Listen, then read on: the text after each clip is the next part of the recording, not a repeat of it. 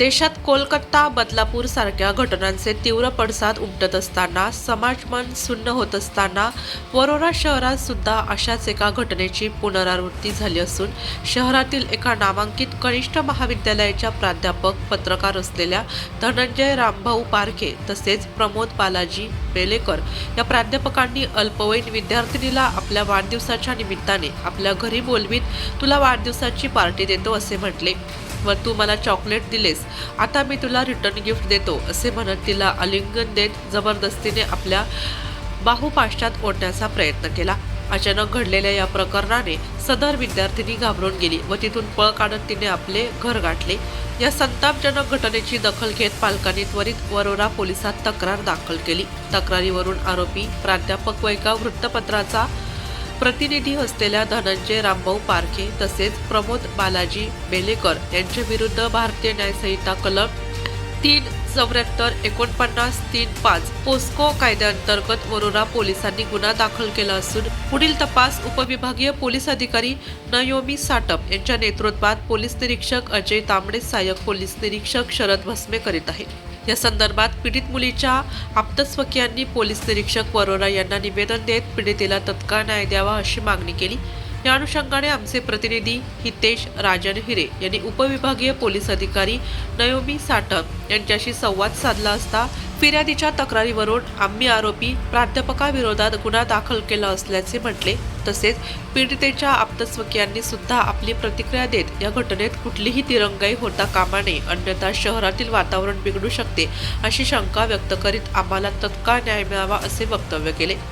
यावेळी काही काळ पोलीस स्टेशन वरोराच्या प्रांगणात तणावपूर्ण परिस्थिती निर्माण झाली होती। मॅडम, काल वरोरा शहरामध्ये घटना घडली, त्याबद्दल तुम्ही काय सांगाल? काल रात्री आमच्याकडे पॉक्सो अंतर्गत एक गुन्हा दाखल झाला आहे। घटना 26ची आहे, 26 ऑगस्टची आहे, पण मुलीने तक्रार काल दिली आहे।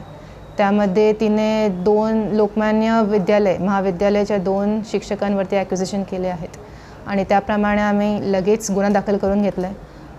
सध्या ते दोन्ही शिक्षक काल संध्याकाळपासूनच फरार आहेत आणि आपली वरोरा पोलीसची संपूर्ण टीम तशीच SP ऑफिसमध्ये जी LCBची टीम आहे ती त्या 2 आरोपींच्या शोधात आहे। आम्ही आश्वासन देतो की लवकरात लवकर आम्ही त्या आरोपींना शोधून आणू आणि जे गुन्ह्याचं तपासाचं प्रोसिजर आहे ते ऑलरेडी चालू झालेलंच आहे। काय गुन्हे दाखल केले मॅडम?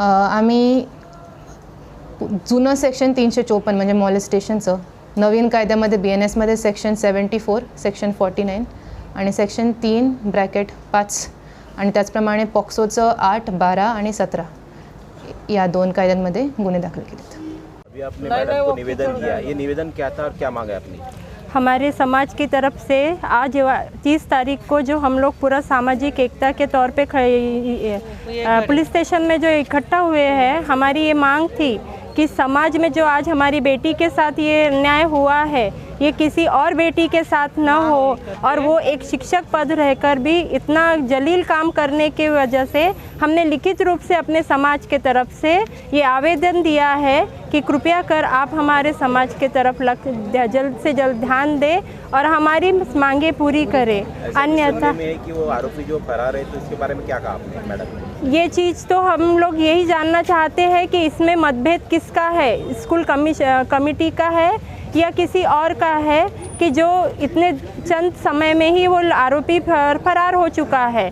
इसके लिए हम पुलिस अधीक्षक से निवेदन कर रहे थे कि हमारी मांगे पूरी करें और जल्द से जल्द वो आरोपी को गिरफ्तार कर हमारे सामने। अगर वो आरोपी गिरफ्तार नहीं होता है जल्द से जल्द, तो आपकी नेक्स्ट स्टेप क्या है? तो सामाजिक एकता को देखकर मुझको तो ये लगता है कि सभी में जन आक्रोश निर्माण हो जाएगा, जिसको शांत करना हम लोगों के लिए बस में नहीं होगा, क्योंकि ये चीज़ आज हमारे पूरे समाज के तौर पे बाहर गांव तक जा चुकी है। तो इसके तहत सामाजिक एकता बहुत बड़ा रूप धारण कर सकती है, क्योंकि इसके पहले ही थोड़े दिन पहले जो कलकत्ता में हुआ था उसका बड़ा न होते हुए हम पहले ही सीढ़ी पे इस अन्याय को रोकना चाहते हैं। और बस मैं इतना ही कहूँगी। प्रतिनिधि हितेश राजन हिरे, वरोरा, चंद्रपूर।